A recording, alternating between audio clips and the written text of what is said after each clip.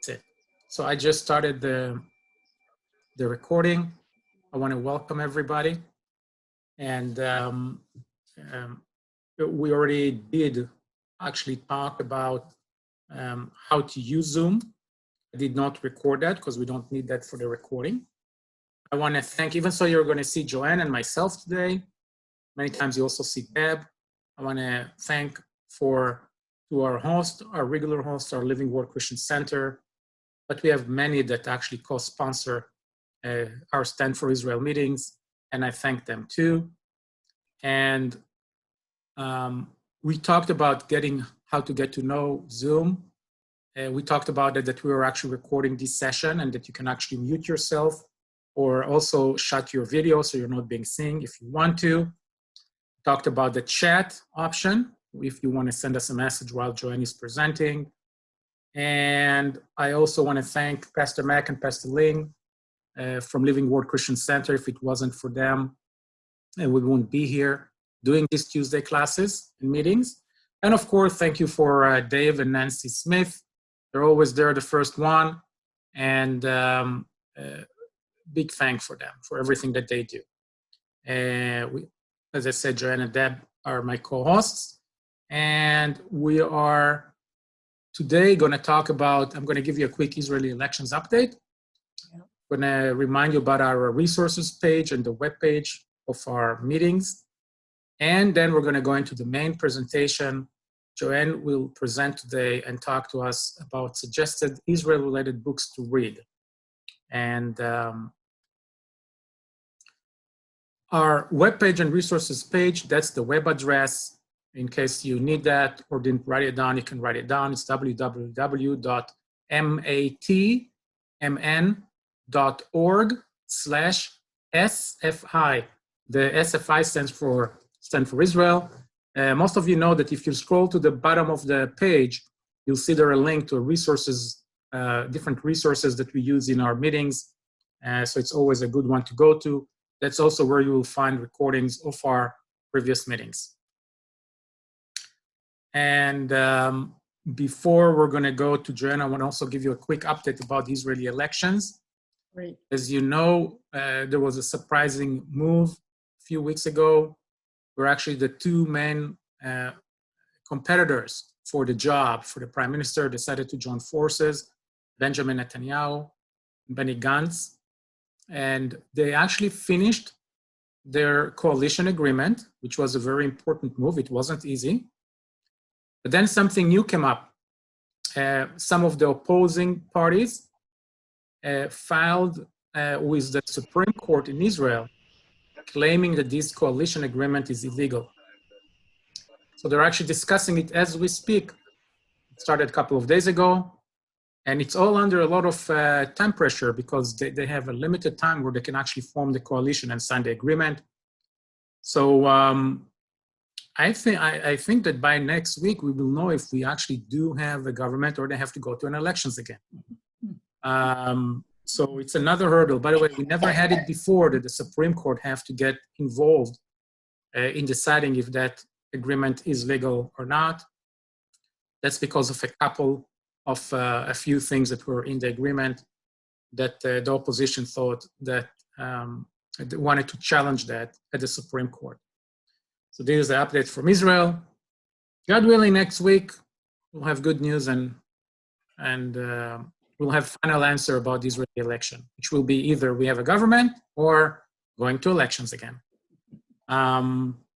So without further ado, I'm actually going to close my shared screen so I can actually go back to Joanne. We'll allow Joanne to share her screen. Very good. Welcome to my PowerPoint on book reviews.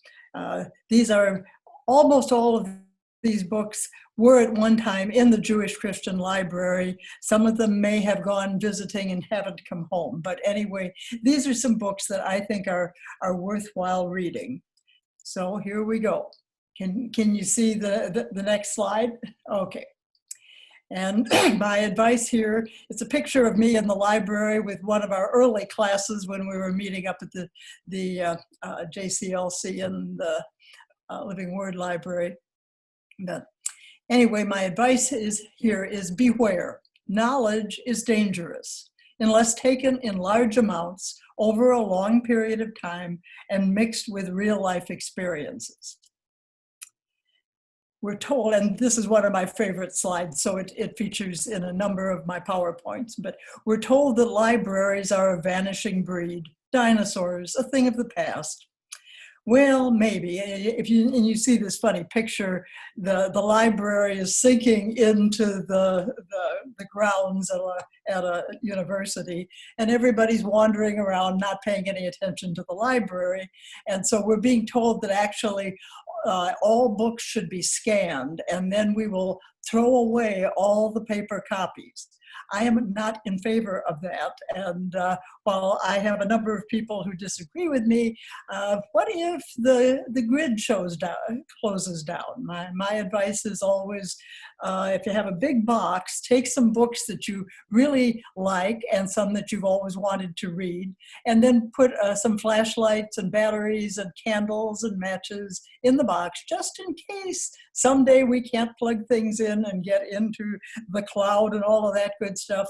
You can have something to read while they're trying to fix things. We've noticed in the last few weeks what happens when we can't get together. So it's good to have all kinds of different ways to get information. Anyway, about some basic books tonight that are good for understanding Israel, things about the history of the Middle East and the Jewish-Christian library relations, or Jewish-Christian relations in general. One of my first favorite authors is Dennis Prager, and practically anything he's written is worth reading. And of course, nowadays, he's got his 5-minute videos, the PragerU. And if you haven't been watching PragerU, be sure and tune it in whenever you have an extra 5 minutes, because there's always something well worth seeing on that. But one of the first books Dennis Prager ever wrote, he wrote with his old high school friend, Rabbi Joe Telushkin.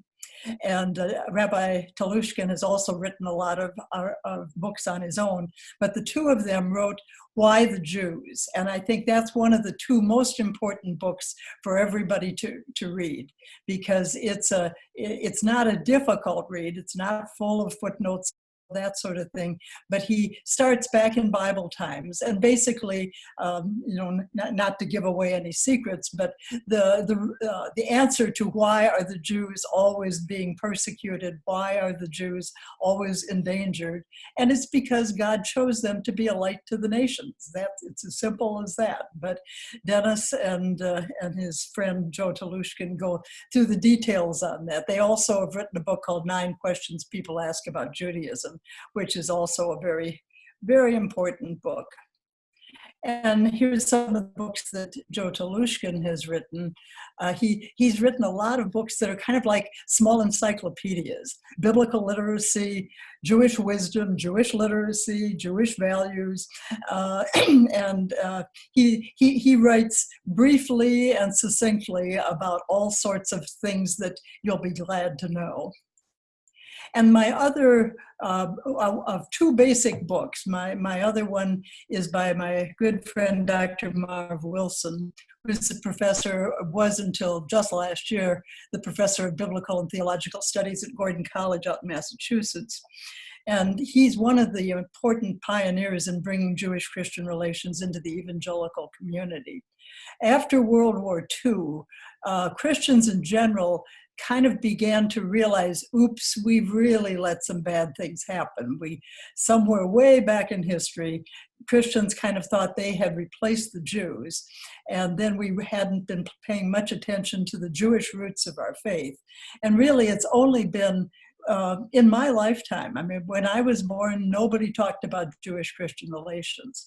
By the 1950s, liberals got involved in Jewish-Christian relations, and most of the people who really had meetings together in the early years were pretty liberal Jews and liberal Christians. Orthodox Jews and fundamentalist Christians were still kind of hunkering down in their own corners of the universe and not talking to each other. But one of the things I give thanks for on a regular basis is that I've lived during the period of time when we began to meet our Jewish brothers and sisters, and some of my best friends are Jewish, which isn't the right thing to say, but it's true. Anyway, then another voice that is really worth paying attention to, and again, he's got a lot of stuff online, Rabbi Jonathan Sacks. He was the chief rabbi of the United Kingdom of England and all of the the connected states, Scotland and Wales and all those places. And he was the chief rabbi from, I think it was 1990 to about 2013. And he's been spending some time in America since then, and he's written a number of articles. He also does a weekly Torah portion. And he's somebody who's really worth reading and paying attention to. And most of these people also appear on YouTube. So if you're just looking for a quick interview with some of these folks and you're not quite ready to read a whole book, almost all of them can be found on YouTube. Sir Martin Gilbert is one of my very favorite authors, and I discovered him when my daughter Jody went to work in Israel, and she came home with one of his books, and then we found some on a big sale table out at the old Holiday store in Bloomington, and he's written just tons of map books. Sir Martin is just an excellent map artist. And he's also written a lot of books on the Holocaust. And he died just a few years ago, but his materials are still around, and he's really one of the voices you need to pay attention to. Another interesting... Joanne? Yeah. One other thing I must say, I'm going to add that, and later you'll understand why, that every time you talk to him, he sounds very smart because he's from Britain, you know, so he's... Yes. Yeah, it's always fun to listen to people with British accents because they sound smart whether they are or not, but he is very smart. Also, he'll appear in my list of movies that I think are well worth watching too. Another friend of mine that isn't so well known is Lois Tverberg. She's a Christian who worked with Dwight Pryor. Some of you knew him. He died a few years ago, but he was also very involved in Jewish-Christian relations. And she's written several books, Walking in the Dust of Rabbi Jesus, Sitting at the Feet of Rabbi Jesus, Listening to the Language of the Bible, and she wrote one on the 5 Hebrew words that every Christian should know, which if you want to know what they are, I can send them to you. But anyway, well, go online and download her book. Another interesting voice that comes from a different place on the political spectrum is Alan Dershowitz. He's a professor, or was till recently a professor at Harvard, and he's basically a philosophical liberal. And he and Dennis Prager have done a few debates together, and I always thought, well, Dennis Prager is really conservative and Alan Dershowitz is really liberal. So the first time I heard the two of them doing a program together, I thought they'll really be fighting, but they actually turned out to, that was probably 10 years ago I heard that interview, and I thought, my goodness, they really didn't, when they're talking about Israel, they really agreed. And the nice thing about Dershowitz is his books, The Case Against Israel's Enemies, The Case Against the Deal for Iran, and The Case for Israel, are really arguments for the state of Israel. He isn't in favor of Judea and Samaria being included right now, but if you're talking to people who are generally liberal, his arguments are well worth, if you got a friend who says, oh, I hate all these conservatives, give him Alan Dershowitz's Case for Israel. And Michael Oren, I think most of you know about him. He was the ambassador from Israel to America from 2009 to 2013 during the Obama years. And he wrote a really good book about the 6-Day War some years ago. And then recently he wrote Power, Faith, and Fantasy, America in the Middle East from 1776 to the present. And that's a very excellent book. I think some of you have come to these classes often, might have heard me give a presentation on that a few years ago. And then after he served in Washington during the Obama administration, he wrote the book Ally, which is really very insightful. So I highly recommend him. Eric Metaxas doesn't write specifically about Israel, but he's definitely in favor of Israel. And he's somebody who was kind of a liberal agnostic and then had a powerful experience with the Lord and is now a strong believer in Jesus and the God of the Bible. But he wrote a really good book about Dietrich Bonhoeffer, who is somebody most everybody's heard about. And an interesting thing about Bonhoeffer is that he was raised in Germany. He's a German pastor. And but he came to study in America back in the early 30s. And the one thing that really impressed him when he was living in New York, he had met actually Adam Clayton Powell Sr., who is the pastor of Harlem's Abyssinian Baptist Church, which is a Black church. And he began attending that church while he came from this very, very, intellectual family background in Germany, and loved, Bach and Beethoven and all of the classical music.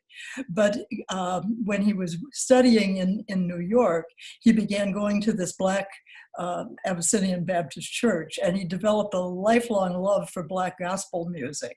So that, and then he went back to Germany. He wanted to stay in New York, and then he thought, no, he really wanted to have a voice in Germany, because he thought that Hitler would probably be defeated more quickly than he was. Actually, Bonhoeffer was murdered, was hung with piano wire about 2 weeks before the end of the war in 1945. But his story is well worth knowing, and Eric Metaxas wrote a really good book about him. This is one of the first books that I read as far as the history of Israel back in 1965. It was one of the original books that we used to say when people were going on Israel trips, oh, you ought to read Missioner's The Source.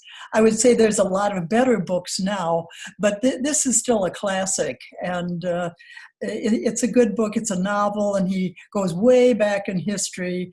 And some of his history is a little off, but it's still an interesting book. And some of you may be familiar with Mary Mandel. When I was working for Bridges for Peace, we used to have conferences, and she was our speaker on several occasions. She and her husband are both Americans. He's a rabbi and she's a writer. And they moved to Israel when they were first married and had 4 children. And their oldest son, Kobe, was 13. They bought a house out in the West Bank, just outside of Bethlehem. And one year, their son and his friend were on the last day of school that year. The 2 boys went out hiking instead of going to school on that last day, and they were exploring a cave, and then there were a group of terrorists hiding in the cave, and they murdered these boys. And this was a real tragedy. But anyway, Sherry was, of course, heartbroken. But several years later, she wrote the book, The Blessings of a Broken Heart, which won the National Jewish Book Award in 2004. And when she spoke for us at our conference that year, it was just painful to look at her. She's a really beautiful person, and the pain in her eyes was just really tough to watch. But she tells the story in her book about how her 3 remaining children, they'd gone to Jerusalem shortly after Kobe's death. And when Kobe was alive, he always liked to go to Jerusalem and go to the Western Wall and give out a few shekels to each person who was, panhandling, people who were collecting money, poor people who were asking for donations. And so they took some shekels with them, and the 3 remaining kids and their mom went all over Jerusalem trying to give away all of these shekels as an honor to their late son. And she then wrote a book about that. And The Blessings of a Broken Heart is a really, really charming, touching, and heartwarming story. And then there's Mouse. I don't know how many of you have heard about Mouse, but it's a really important book. Art Spiegelman, who is a cartoonist, is the child of 2 Holocaust survivors who survived in Poland. And Art had a complicated relationship with his father, and his suicide when after Art grew up, but he kind of blamed his father for not being understanding of the mother. The parents had a complicated relationship, but he decided to write a book about the family story.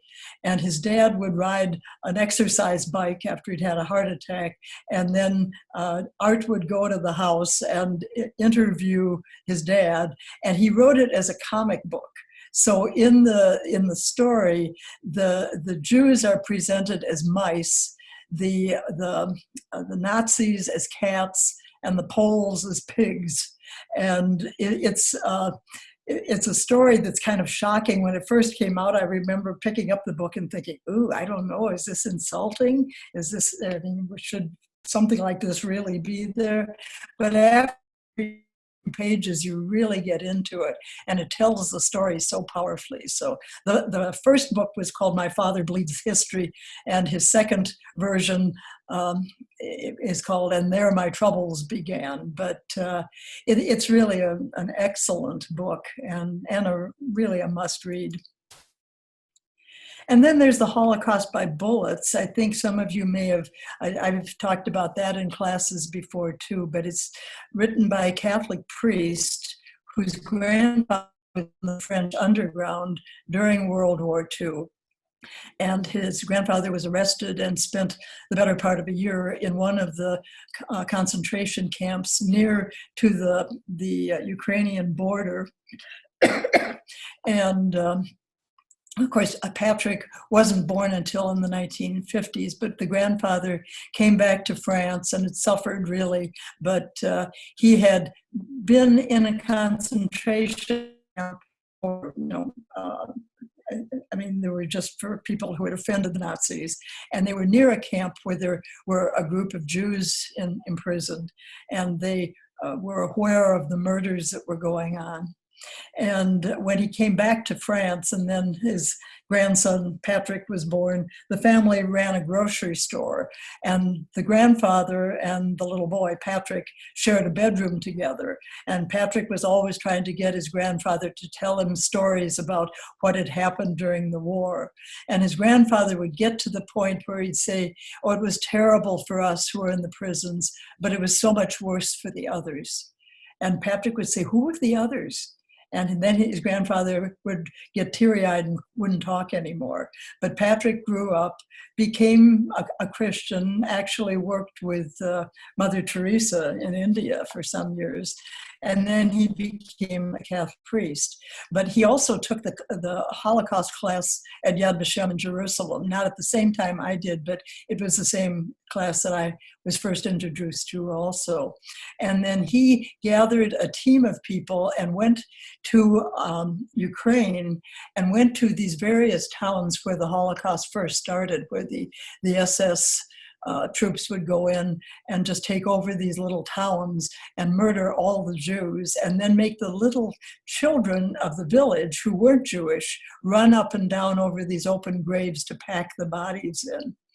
And Father Patrick discovered in all these towns that he went to visit and document these stories, there were elderly people who were so terribly upset and had such mental health problems. And most of them were Catholic people. And so he began interviewing them and then praying with them. And he wrote this story, The Holocaust by Bullets, which is really, it was the National Jewish Book Club winner some years ago. But he spoke a couple times at the University of Minnesota, and he's really one of those wonderful, quiet, humble people who has done good work and doesn't expect any credit for it. And this is an older book. It was written by a professor at the University of Minnesota. And Dr. Robert Ross was teaching a class. He did his PhD thesis on the Protestant church papers during from the years of the Nazis, from 1933 to 1945. And then he wrote his paper, and then he made a simpler version of it called So It Was True. And in 1979, he did kind of a pilot program in his class at the U, and my son was studying at the U at that time, and he signed up for the class, and then he told me about it and asked the professor if it was okay if his mother came and sat in. So I got quite involved with some of the people who were involved in that project. But anyway, one of the things he discovered, and the story is told in this book, is that each of the Protestant churches, from the mainstream to the fundamentalist, knew something about what was going on, but nobody read everybody else's literature. And many of the Protestant writers believed that the stories of they believed the stories, but they thought that this was God's will for the Jews to suffer. And Ross really put that into a story that people could understand what happened. So it was true, the American Protestant press and the Nazi persecution. It was really an important part of my growth experience to listen to what he had to say. He and many of his friends had grown up in evangelical churches, and then were shocked, to discover that people either didn't believe it had happened, or they believed somehow it was God's will. And being involved in that was a big step in my growth too. Simon Sebag Montefiore was born in London, and his great uncle was Sir Moses Montefiore. And those of you who've been to Israel have probably seen Yemen Moshe, which is named for Sir Moses Montefiore. It was the first neighborhood outside the walls of Jerusalem back in the 1800s. Moses Montefiore was brought up in London, and later he went into partnership with his brother, and they did very well. And in 1812, he married Judith Cohen and became the brother-in-law of Nathan Mayer Rothschild, who, of course, was a very wealthy Jew. And then Moses Montefiore and his wife made their first trip to pre-state Israel, and that had a profound religious effect on him. He had not been an observant Jew before that, but he became very observant. And in all, he visited Israel 7 times, and he established his own synagogue. And in his early days, on behalf of the Jews living in Palestine, included a plan to acquire land to help the Jews become self-sufficient, as well as attempting to bring industry to the country by introducing a printing press and textile factory. He inspired the founding of several agricultural settlements, as well as Yemen Moshe, which is right outside of Jerusalem's old city. So he was the person who really was responsible for encouraging people to move outside the city walls, because in those days it was dangerous. Inside the walled city, you could have some protection, but robbers and thieves were running around outside the walls. And he felt it was important that the early Jewish settlers would stick together and have a police force and protect themselves, because they couldn't just live in the old city. Another wonderful author, Levy. He's written quite a few books, and he's an interesting person. His parents were Holocaust survivors. He was born in New York City, and he got very involved with Rabbi Kahana, who was a almost excessively involved rabbi who really was fighting for the recognition of Israel, but also was into some violence against people who weren't in favor of what he was doing. And Yossi became a real follower of this rather extreme form of conservatism. And then later he made Aliyah, moved to Israel, and became much more nuanced in his view about how to deal with the Palestinians. But, and some of the books he has written in recent years were a little more, a little farther to the left of where I am anyway. But he was kind of reacting against what he thought was a more excessive form of conservatism in his early years. But recently he wrote this book, Letters to My Palestinian Neighbor. And it's it's a powerful attempt to reach beyond the wall that separates the Israelis and the Palestinians.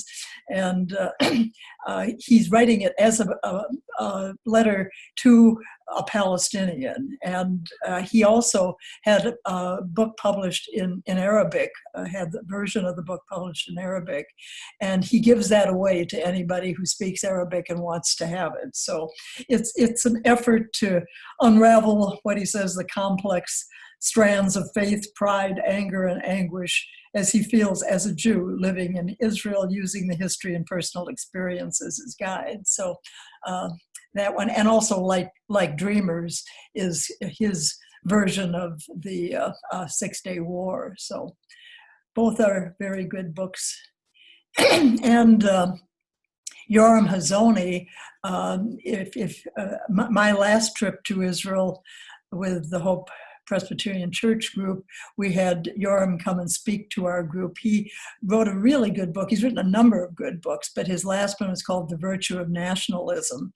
And that is well worth a read, because we're at a time when nationalism is sort of viewed as a very bad thing, and what we need is globalism.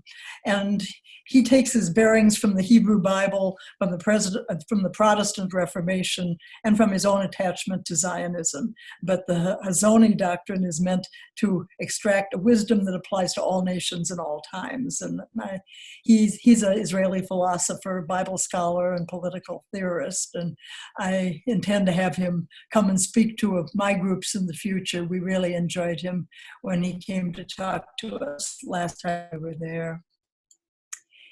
And then another book, I think this is one of the last ones on my list. We can't go through all the 2,000 books in the library, but these are some that have really influenced my thinking.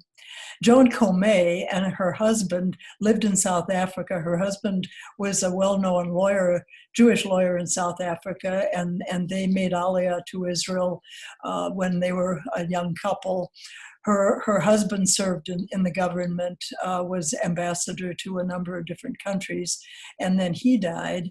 And after that, she actually wrote the diaspora story, and we have copies of that in the library. That was one of the early books I read too. It's the story of the Beit HaTfutzot, the Museum of the Diaspora. And then she also wrote several books of who's who in the Old Testament, who's who in Jewish history, and those are really fascinating books.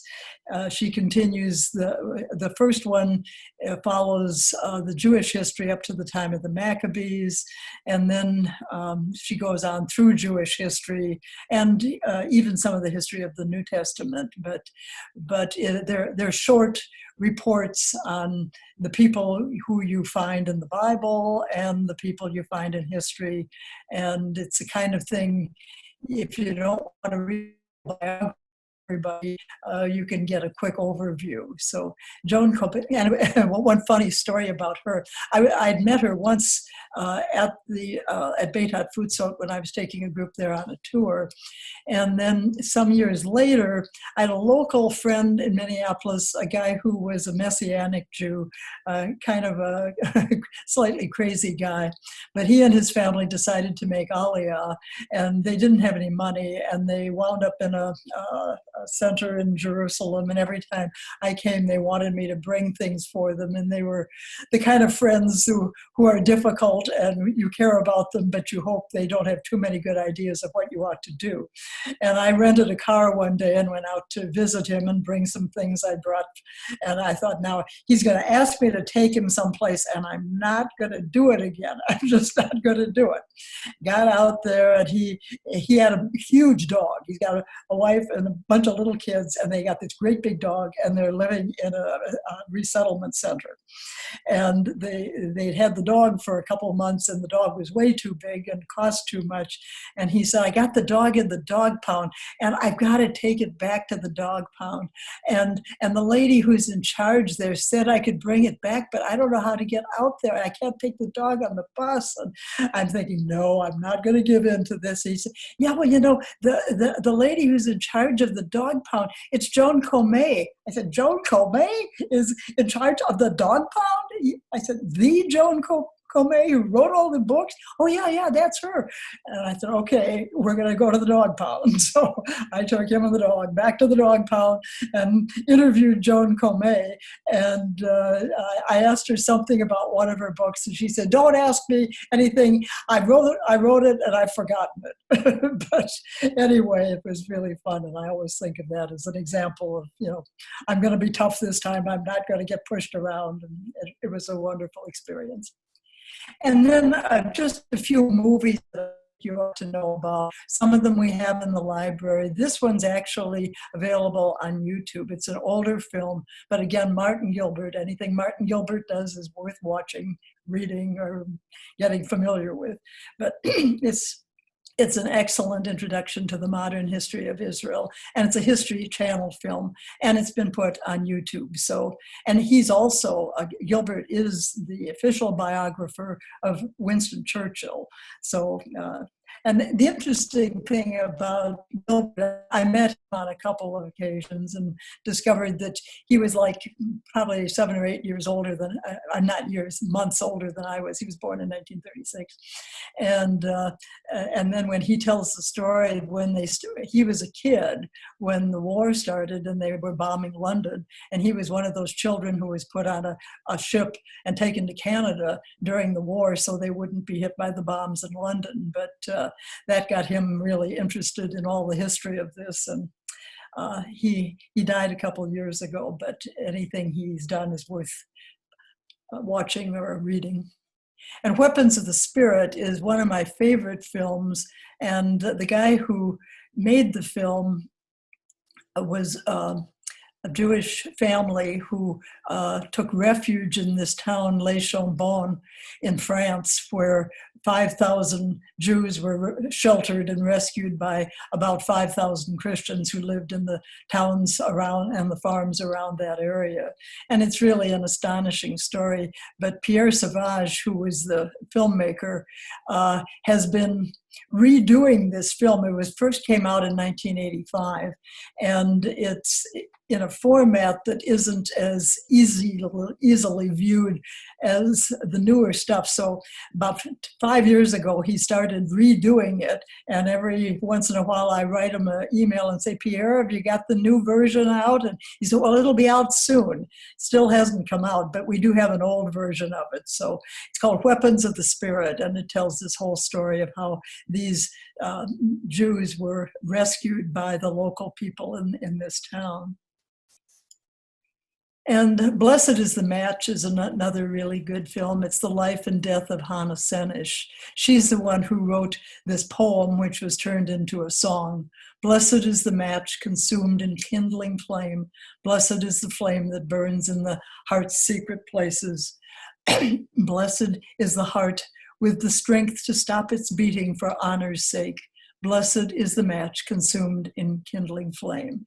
And she escaped from Hungary in the early years of the war, went to Israel and became a kibbutz, not volunteer, but member. And then when they were putting the early Israeli military together, she volunteered to be a parachutist. And she and some friends were parachuted with a radio, that they could contact the other military with. And she unfortunately was caught by the Nazis just in the last few months of the war also, and was faced a firing squad and was killed just before the war was over. But her mother came to Israel after the war and wrote the story, and then the story was turned into a film. And then some of you know our late beloved friend Leon Frankel, and he was one of the featured flyers in the Above and Beyond film that was made by Nancy Spielberg, the sister of Steven Spielberg. The Above and Beyond film is the story of all of these young guys who had been in the American military, that had been Air Force people during the war, and then were recruited by the early Israeli military to come and fly those first airplanes. And that's an amazing story too. So yeah, Leon Frankel, he died in 2015 at the age of 92. He and Bucky Buchanan were really good friends of ours, and were so thrilled to come to the library and see what was going on there. And they used to take me out for lunch once a month over at the kosher deli. He flew 25 missions in the early Israeli Air Force as a member of the 101 Squadron before returning to Minnesota. And then there's magazines that are well worth reading. The Commentary is a politically conservative magazine that's been published for many years. And the story of the Jewish guys who started that is a really fantastic story too. The magazine was started in New York, and it was in the beginning, most of the people involved with it were communists who then during the 60s and 70s became really disenchanted with communism and became politically much more conservative. And Commentary is a Jewish magazine with Jews and Christians who write for it. And the First Things magazine is kind of the Christian version of that. And the Catholic priest who started First Things was a very close friend of Norman Podhoretz and his wife, who were the editors of Commentary. And again, it was one of those things where Christians and Jews began to find each other and write on others' behalf. And both those magazines I've subscribed to for years and really wouldn't want to be without them. Providence is a Christian magazine that is also pro-Israel and worth reading. Moment is also a Jewish magazine. It's a little more liberal, but a number of well-known Jews were founders of that magazine. And of course, there's the Christian edition of the Jerusalem Post, which has things for both Christians and Jews. And of course, the Jerusalem Post itself is well worth reading. Biblical Archaeology Review is anybody interested in biblical history and what's being dug up is going to enjoy biblical archaeology. And the Jerusalem Post magazine is certainly also worth reading.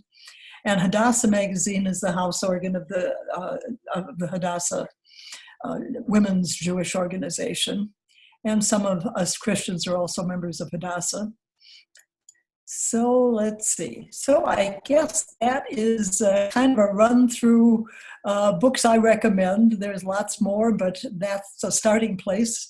And so there's many more books and DVDs to choose from in our Jewish Christian Library Center at Living Word.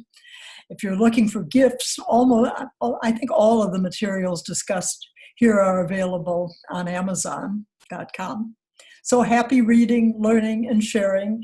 And I hope you have lots of fun reading and watching films. And also, if any of you have favorite books that weren't mentioned here, send me an email. I'd like to get other people's ideas on what books have been helpful to you. So if you found something that I didn't mention, let me know. So blessings and shalom, shalom, and back to Ilan. Thank you so much, Joanne. That was wonderful. Thank you. Thank you. You're welcome. The next, what we're gonna do, you know what? And what I was thinking of doing is, we're gonna go into the quiz, but there's one thing while Joanne was presenting that kind of jumped into my mind because it's really touching. She talked about Hannah Senesh, Jewish girl, that became a soldier and that actually that she also wrote, and probably one of her most amazing songs is called My God, My God. Lee. And there's a video clip, a very short one, where they sing the song in Hebrew, then they sing it in English. So you actually get to know the meaning of it. And wow, every time I hear that song, I'm like getting goosebumps. We're using this song many times in Israel on very special occasions. And so what I found out a clip where when they sing it in Hebrew, they tell you about her. And what you'll see there is some of the things that Joanne have talked about. And then they actually have the song itself, just in English, but you have a photo of her. So it's a very short clip because Joanne talked about her book. I want to show you that clip right now. Okay, it'll take me just a second here to prepare that. And actually, I'm going to mute everybody. And so you're also going to get muted, Joanne. You're muted, Joanne. And I'm going to share a screen. Let me find the right screen here.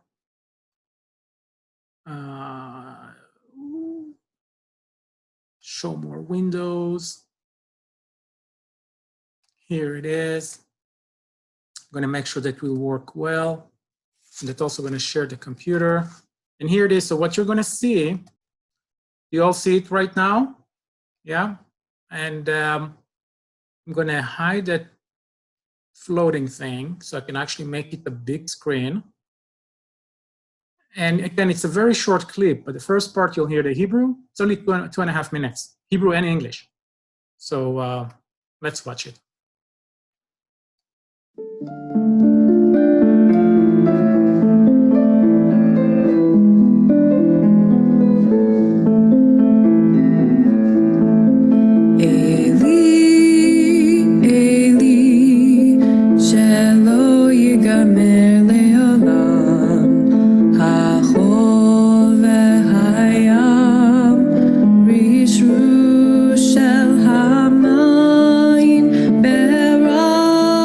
Shama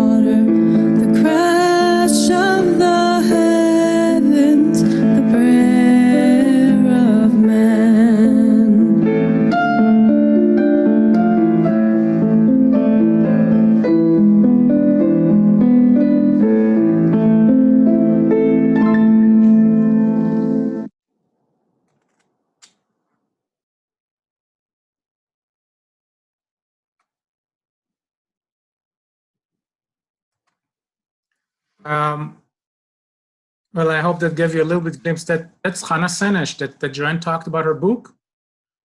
She was 23 years old when she was shot by the Germans. And it's an amazing story, what she was able to do. She was only 23 years old, what she was able to do in her life, and to write all the things that you can actually get in her book, in the book that Joanne have talked about. Next, do we have any questions before we go to the quiz? I'm actually going to unmute all of you. Good for you. Some of you are still muted. But does anybody have any question to Joanne before we'll go to the quiz? Thank you, Joanne. You're welcome. That was good. Thank you. Thank you.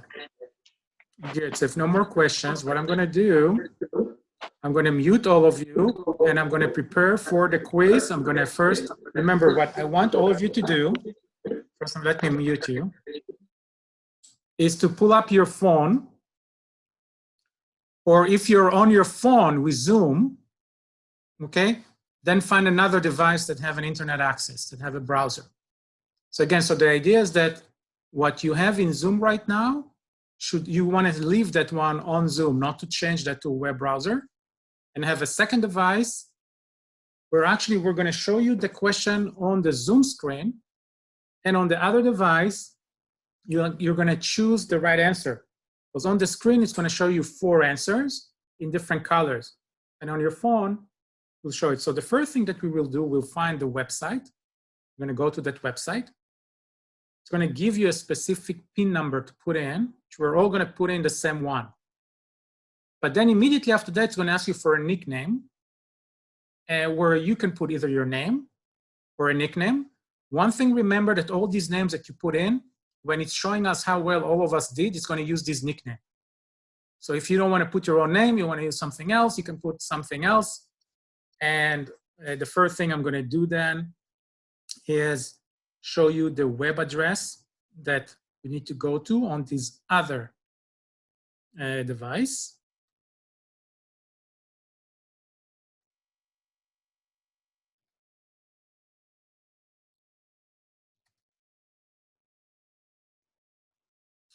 And it's kahoot.it. Remember, not .com.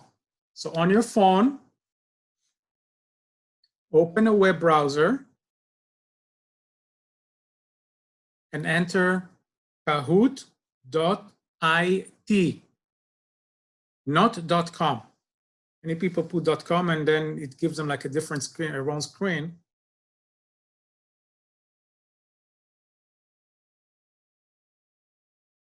So when you enter that, you should get a screen that's saying game pin. You don't know the game pin. I just want all of you to be on that screen first, okay? Good. So the next thing to do is to get us the pin that we're all going to use.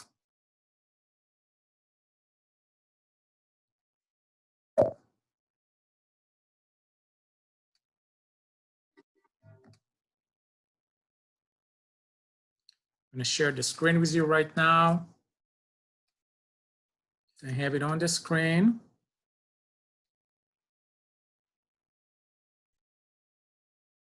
So if you can see here, the PIN number is 1511300. So enter 1511300. The next thing it's going to do, it's going to ask you for a nickname. Put a nickname or your name in, whichever you want, and click on the button saying, okay, go. At that point, it will actually wait for me to show you the first question. I can see 5 players are already in.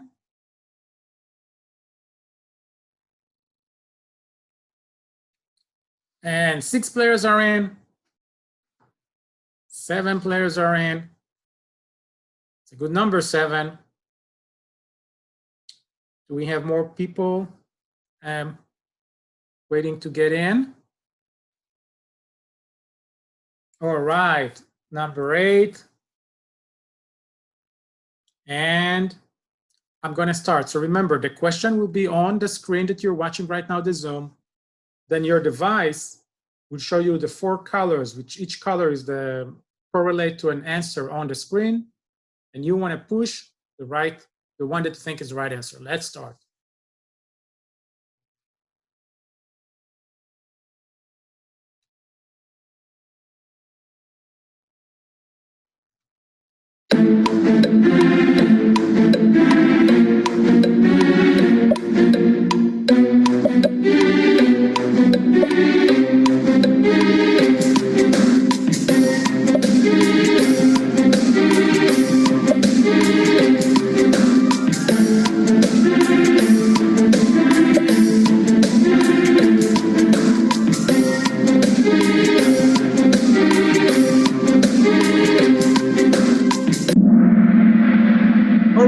So the question was, who was Dennis Prager's partner in writing Why the Jews?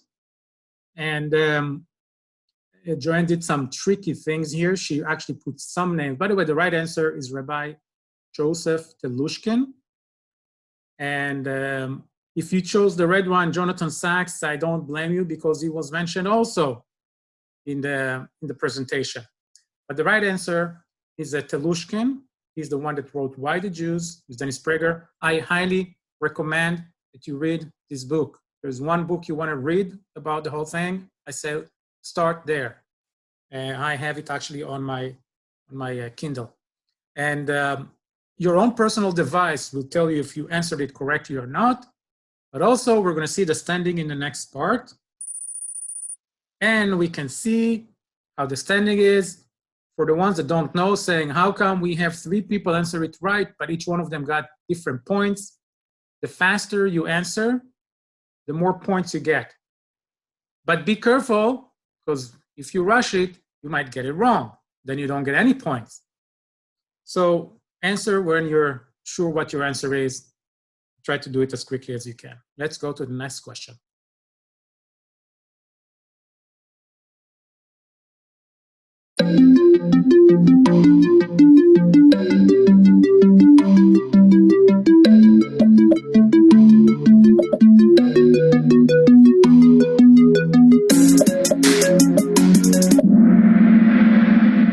All right. So the question was, who was the author of Our Father Abraham? And the right answer is Marvin Wilson, and most of you got it right. Let's see how it affects the standing. Oh, there's a little shift right there. More people with points. Some people are answering faster than others. Let's go to the next question.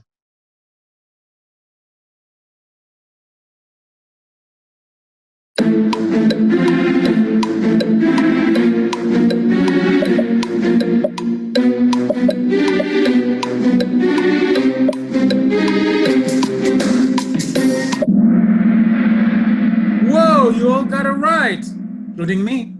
The question was, where was Martin Gilbert born? The answer is London. That was why during Joanne's presentation, which you forgot to mention that, I kind of jumped in and said, oh, he was a famous British guy, you know, something like that. Now you know why. Let's see the standing. Ooh, look at that. Tina has got 3 correct answers in a row. And the system took notice of that. She's in 3rd place right now. Let's go to the next question.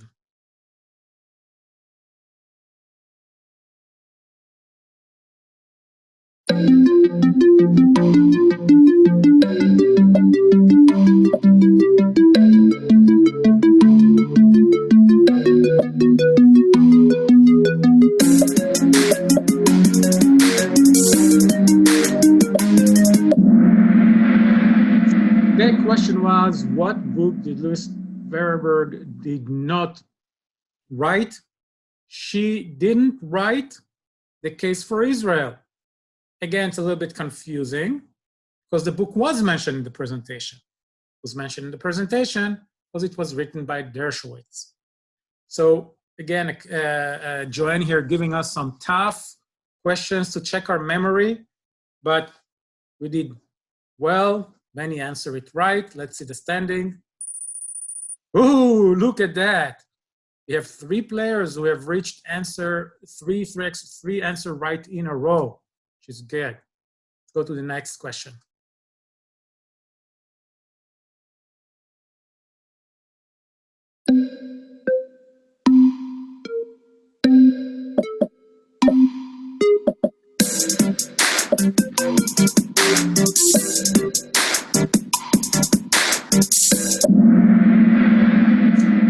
So the question was, what type of American music did Dietrich Bonhoeffer discover while studying in America? And the right answer is Black gospel music. And your phone will tell you if you got it right or wrong, but let's see the standing. Woo, look at that. Tina is still ahead, but hey, you know what? It's like almost like a 1 answer difference. So it's still very tight and close here. Let's go to the next question.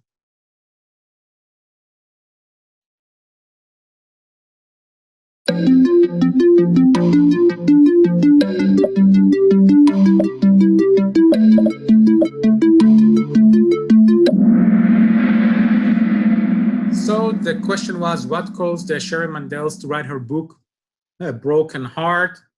The right answer is the murder of her son Kobe by Palestinian terrorists. Let's see how we do understand. Ooh, no change, but again, still tight. Let's go to the next question.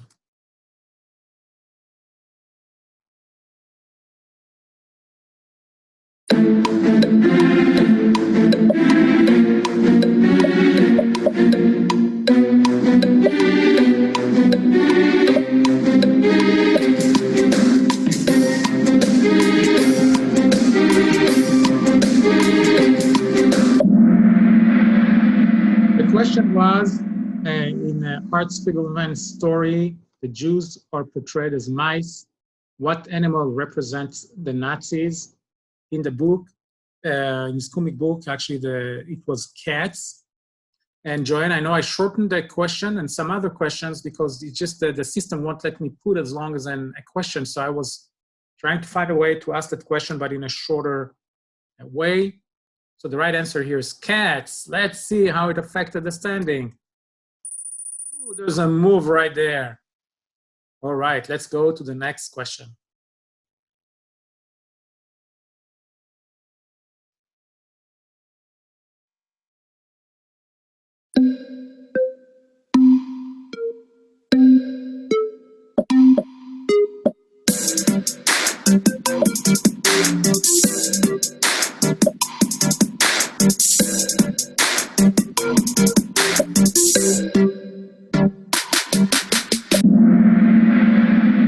So the question is, Father Patrick Boy visited towns where the Nazis forced locals to murder Jews. In what country are these towns? The right answer is Ukraine. There's some shift in the standing again. It's really keeping it fun. Let's see, we can even scroll down and okay, we have 5 displayed right here. Let's go to the next question.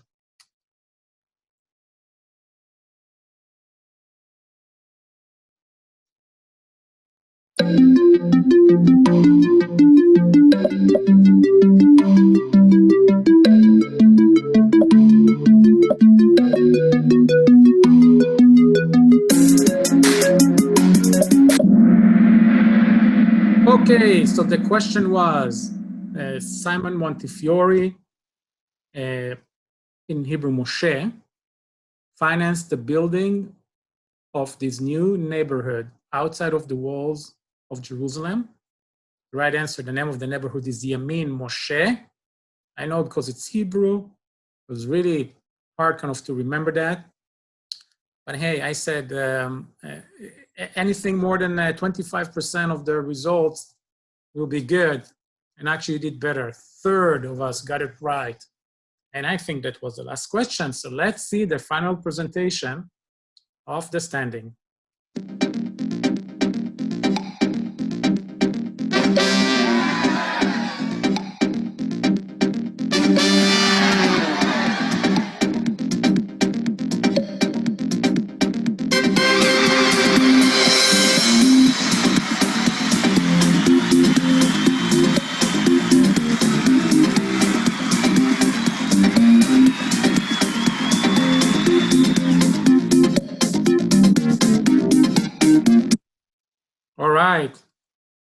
Did anybody started dancing while the music was going on at the end? It's, make you want to dance, isn't it?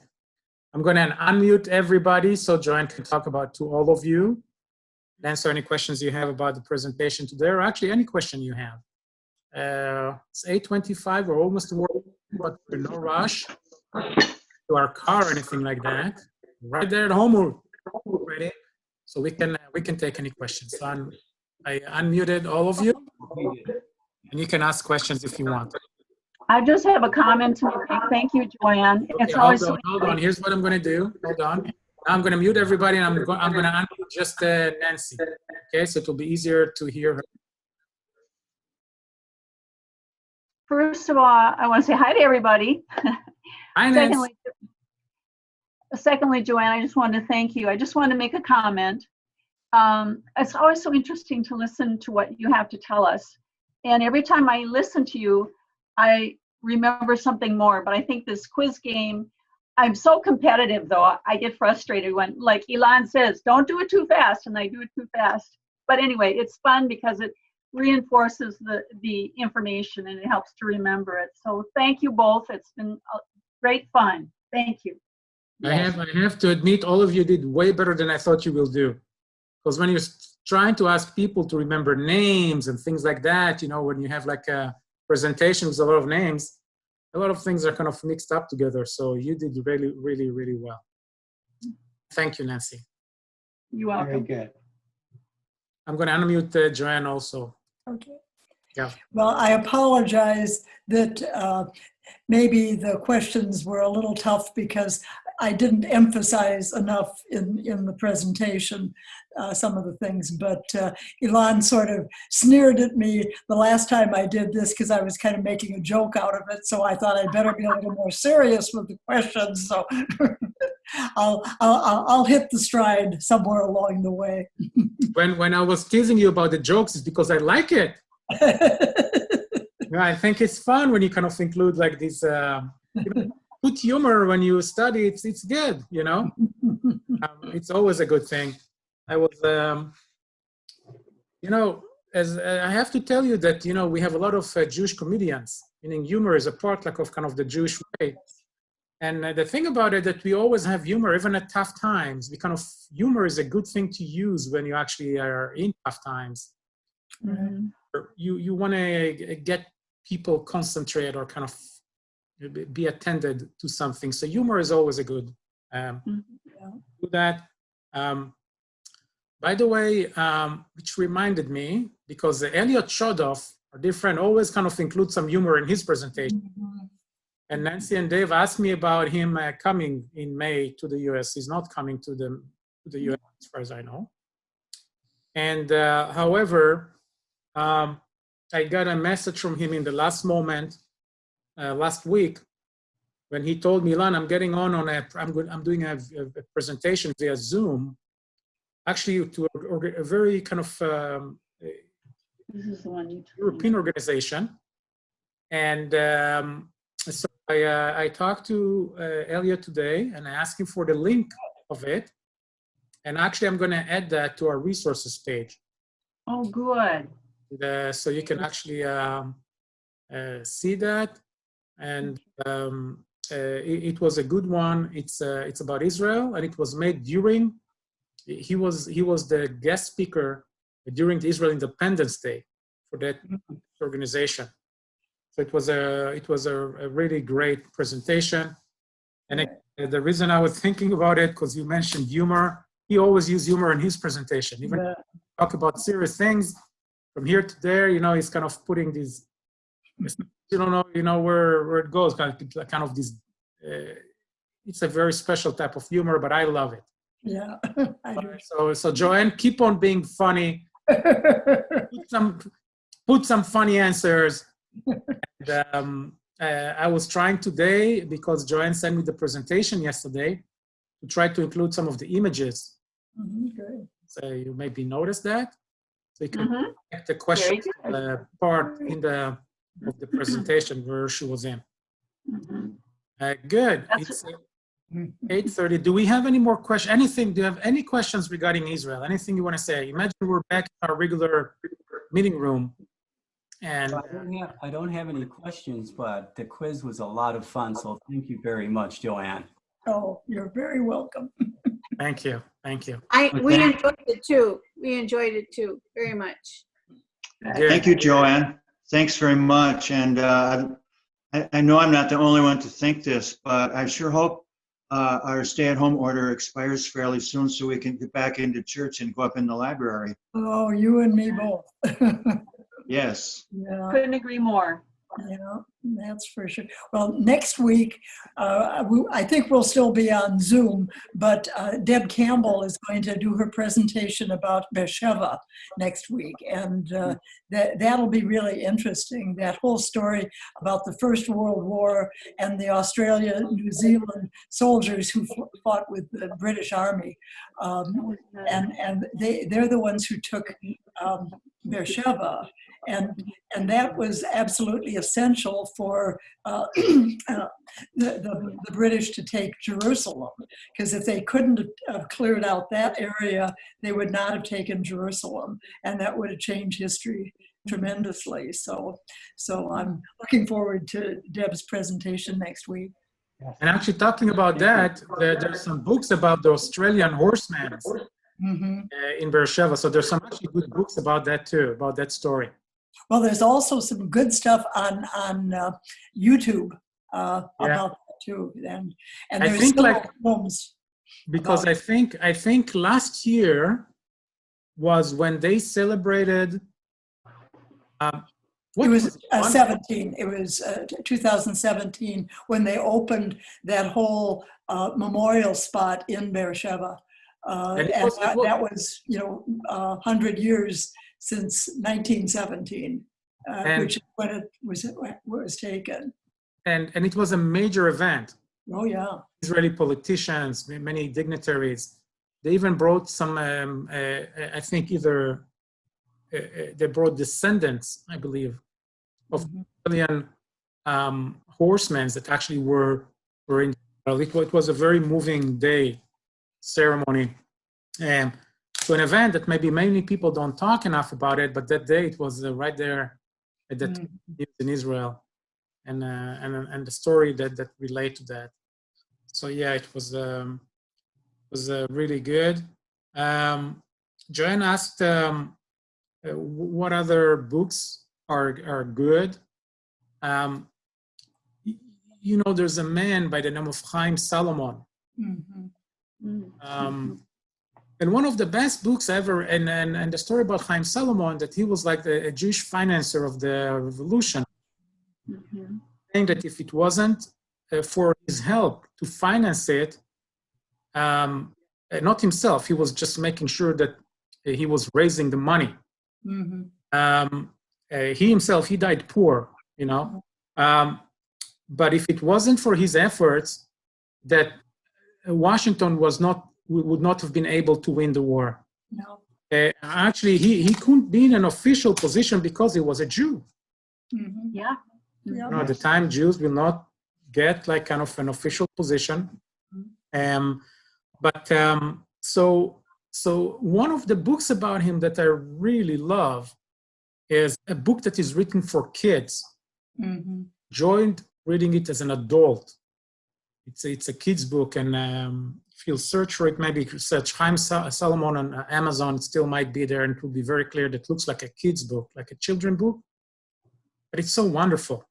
The reason that it's wonderful, because you can also read it with the young ones. It's short, big font, a lot of illustrations, making it a very easy reading, but also share his story with others.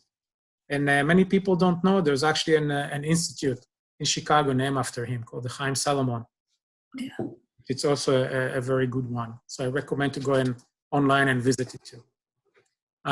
So these are kind of two things that kind of jump into my mind, like that book and the story about Beersheba, and of course that video about Hannah Senesh that Joanne talked about.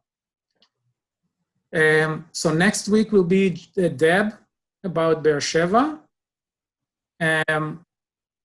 Do we have any questions, anything that anyone want to ask about Israel in general, not just the presentation today before we wrap up?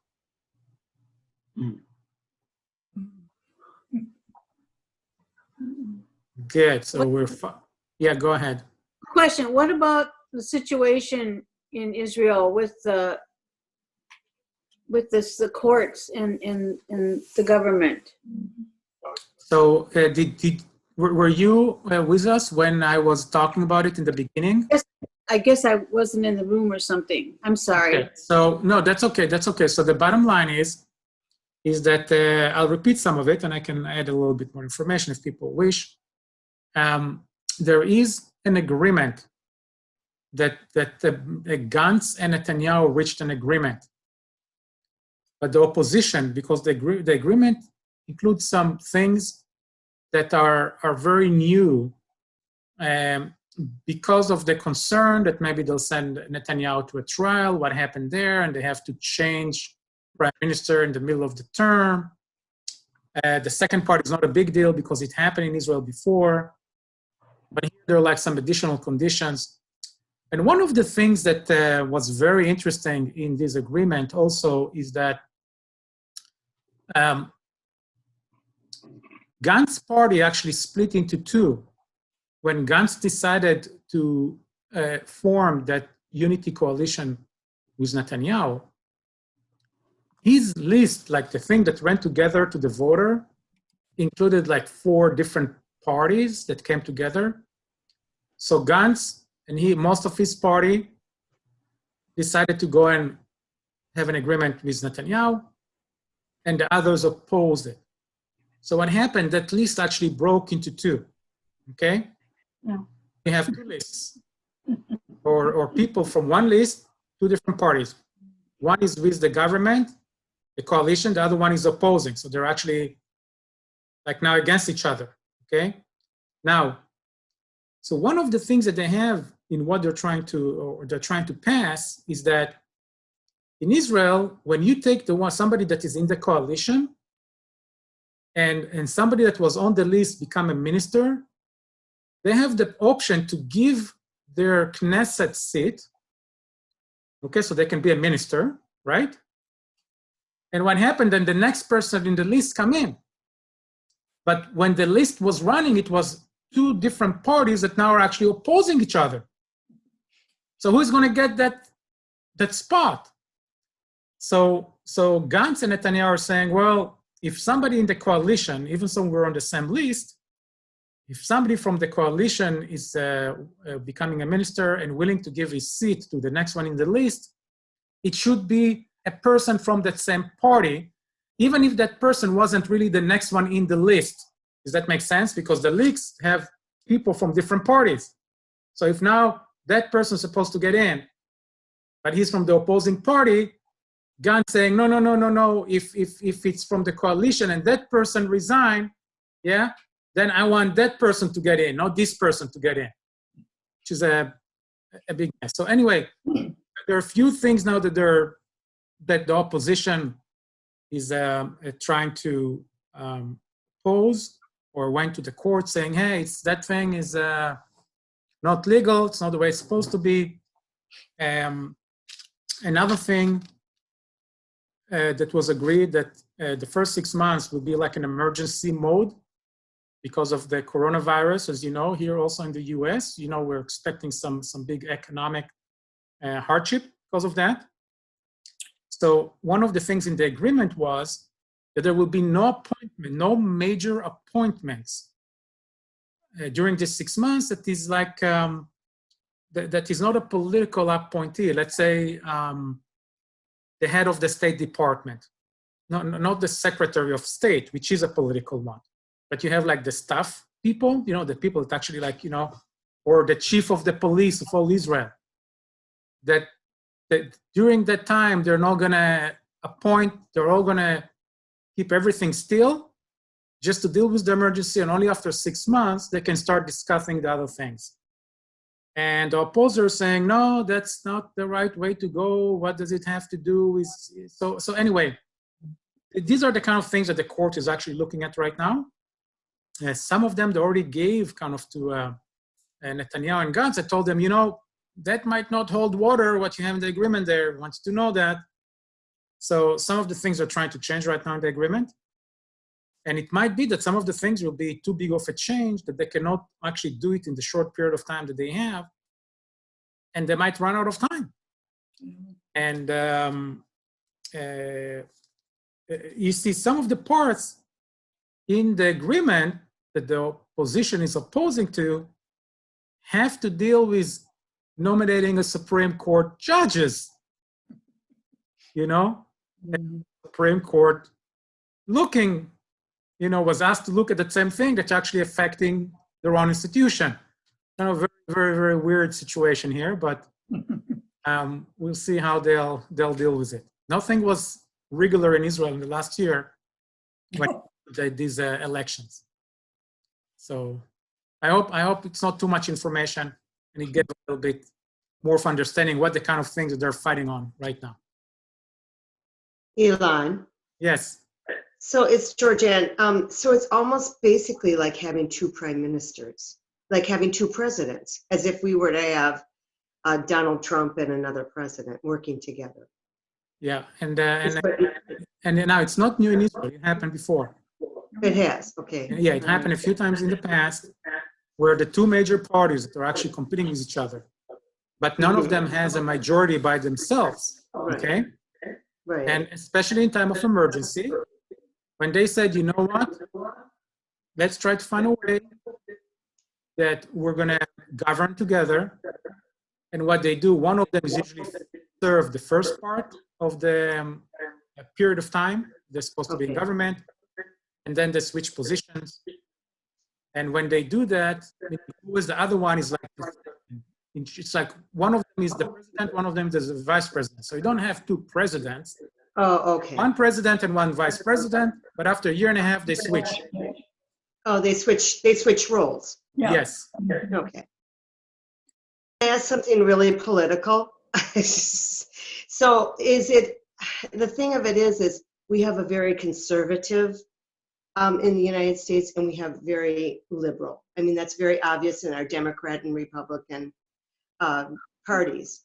So with the two prime ministers that Bibi, and I forgot how to say the other man's. Gantz. So are they, I mean, do they complement one another? Because President Trump is very conservative, very pro-life, pro-family. And for him to like co-president with like Joe Biden, that wouldn't work out real well. Do you know what I'm saying? Yeah. And so is Bibi and Gantz, I mean, are they kind of on the same page with? They're both pretty much center in Israel. Okay, all right. Meaning we have the far right and we have the far left. Remember, we have so many parties, all right? We have a lot of parties.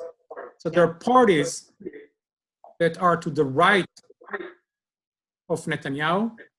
There are parties to the left of Gantz. Now, Netanyahu considered to be soft right, center right, you know? Who is now? Netanyahu. Okay, Netanyahu. okay. Gantz considered to be center left, Oh, but okay. don't forget that his list got kind of separated where the people that considered to be left didn't actually come with him. All So right. the remaining is probably more of a center party, you know? Okay. So I think they have probably politically, I won't be surprised if they have a lot in common. The bottom line is they're able to reach an agreement, right? Okay. They both were able to reach an agreement about the things that they agreed upon for the next few years. So, and neither of them are too much to the right or too much to the left. Mm-hmm. Yeah, that wouldn't happen real well in the United States between Democrat and Republican. Well, unless you're forced to. Well, it was too much of an extreme. Well, that's because of the way the system is here. Somebody's always winning. Correct. Then you don't care about the other. You have only two parties. Well, yeah, it wasn't always that way. But if you had four parties in the US and none of them got 50%, at least two of them will have to go along and to agree how to form a government. You see what I mean? It's just that the current situation in the US that you have only two parties is contributing to that that it's like expanding the this huge valley that between the two parties. In Israel, when someone wins elections, they know they will have to compromise. Even if they won, they have to compromise. And it's like that for years. We didn't have one prime minister that got their way. Because every one of them have to start by compromising. To learn that they have to compromise. In the US, it's not the case. When Yeah, it used to be. It used to be more like that. Years ago, it was more like that. Where one party was very supportive, whether they won or not, they were supportive of that. Yeah, but I think other party that won. But you're right. You're right. But I think. But it doesn't happen anymore in the United States. Yeah, and that's again. I think a lot of it have to deal with the social media in the last 10, 15 years.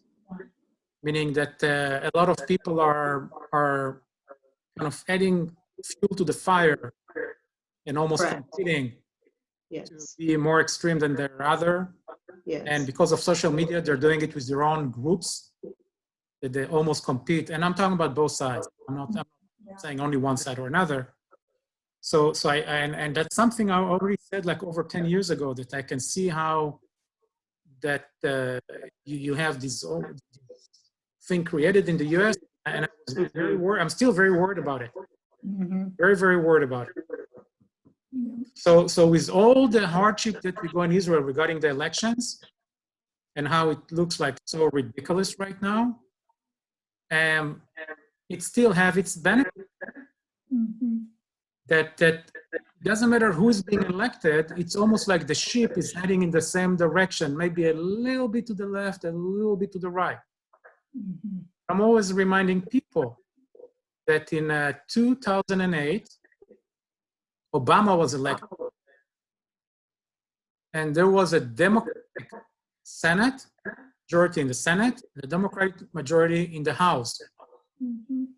So you had 2 years where people on the left could do everything, you know? And on the other hand, 8 years later, Trump was elected, and you have a Republican in the White House, a Republican majority in the Senate, and Republican majority in the House. So the whole ship, all the way from the left to the right, you know, it's like this. It can never happen in Israel. The ship will pretty much keep on heading in the same direction, a little bit to the left, a little bit to the right. But you don't see these massive changes as you see here in the US, because in the US you have only two parties. So in the US you have a quick decision about who won or who lost, but policies and the direction of the country can change in a very quick way, which I don't know if that's the right thing. Well, it seems like the ones that are running for in Israel, little do I know, this is my observation, that they're all very pro-Israel. We don't have that in the United States, Elon. I know I'm getting very political here, but we don't have everybody that is pro-American. In Israel, even whether you are far left or far right, you know, I don't know the politics very well in Israel. My observation as an American is that everybody is extremely wants the best for Israel, and they're very pro-Israel. Again, I'm repeating myself, in America, that is not the case. And that's why we have an extreme of Democrat and Republican in that realism, because we do have people that are not pro-American. They're pro-global world, and let's say goodbye to America. So that's the plus that I see in Israel. I mean, whether there's a far left, far right, they're pro-Israel at least. You know who is the third largest party in Israel? What? You know, you have Netanyahu party, you have Gantz party. Yeah. The third largest party is an anti-Zionist party. It's called what? It's anti-Zionist party. Oh, really? Okay. Yeah. So are they Jewish people? Some Jews voted for them, but most of them are not Jewish. But I mean, they're not Jewish. But it doesn't matter. In the US, do you ask, are they Christians or Jews or they're religious? Right. They're Israelis. We're talking about the citizens. Pro-Israel, so they're not pro-Israel, obviously. Well, it's all defined beside how you define what is pro-Israel is. Okay. Just that the Israel that you see might not be the Israel that you see and I see and somebody else. Right. Do you see what I mean? I So do. all I'm saying, because Israel is a vibrant democracy, you have a lot of opinions. A lot of opinions. And some of them are extreme opinions, to the left and to the right. Okay?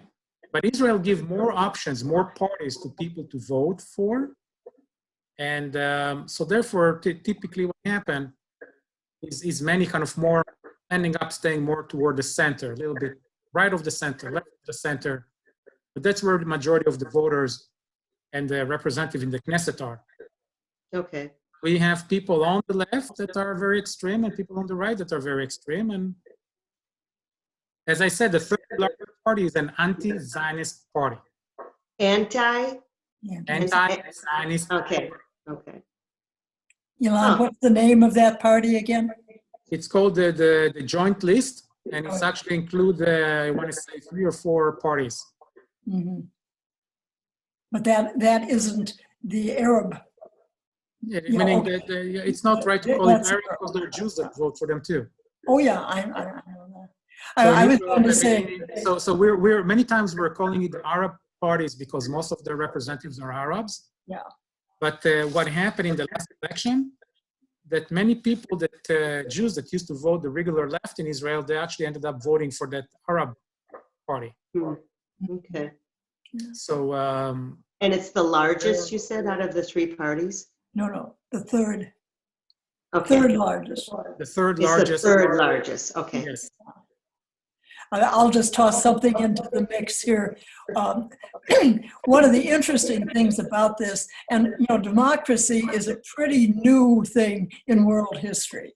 I mean, America's only been around for a couple hundred years, Right. And just I think one of the things we're seeing now, when our 2 parties are quite far apart, is there is an advantage to the way they do it in Israel. You get more nuance when you have, what do they have, 15, 20 political parties, which is messy, but it kind of makes the mess in the beginning, and then they do have to cooperate and collaborate to get a government in place. Whereas here, we can be very purist during the election cycle, and then somebody's elected, and then they fight it out in the Congress. But it's messy any way you do it.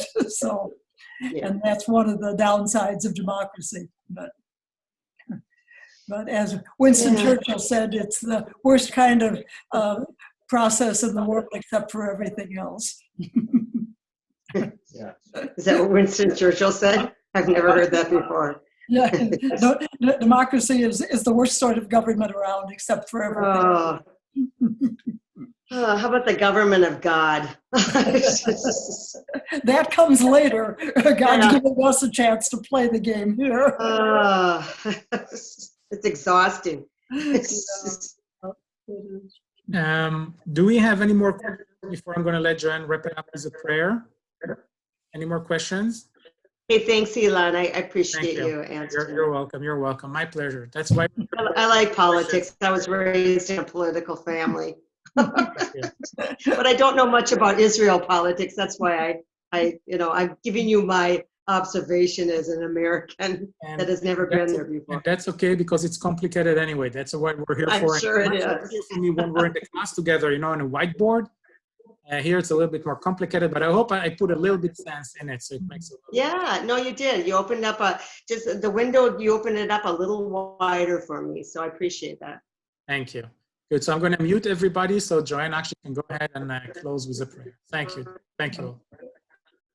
Well, and I want to thank all of you for being present and for participating. And even though we'd all like to be together, it's great that we can get together like this. So, and I want to thank Ilan, who has really made all of this possible. So, and Lord, we want to thank you because you are really the one who made everything possible. And we thank you for the complications, for the struggles. We just pray, Lord, that you will strengthen our mental and spiritual muscles as we go through this complicated time, but we do pray for your blessing on the state of Israel. We pray for Bibi Netanyahu and for Gans, and we just pray that you will guide the court to make the right decision.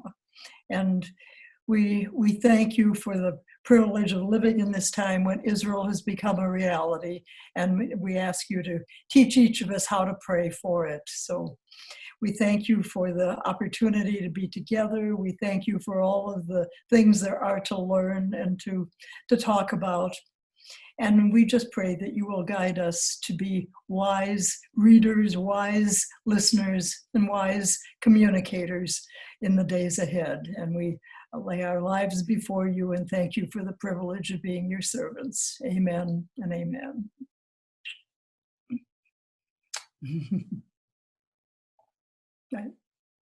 You're muted. Oops, sorry. Yeah, I muted myself so we can hear Joanne better. Thank you, everybody. Thank you, Joanne. Thank Yeah, you. Look forward to seeing you next Thank- week. A presentation about Beersheba. Thank you so much. Yeah. God bless you. See you later. Bye-bye. Bye-bye. Thanks, Elon. You're doing a really great job with this whole Zoom thing. So thank you, sir. I Thank you. appreciate Thank it. you. Thank you. Bye-bye.